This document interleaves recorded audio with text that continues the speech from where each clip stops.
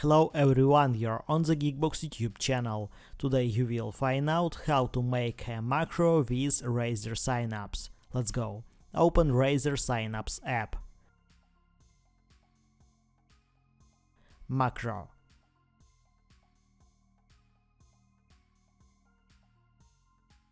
Record. Record your macro.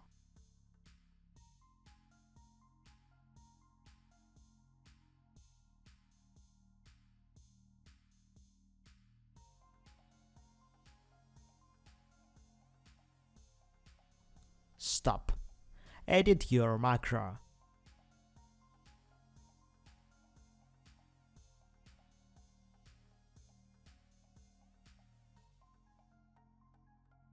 Press plus.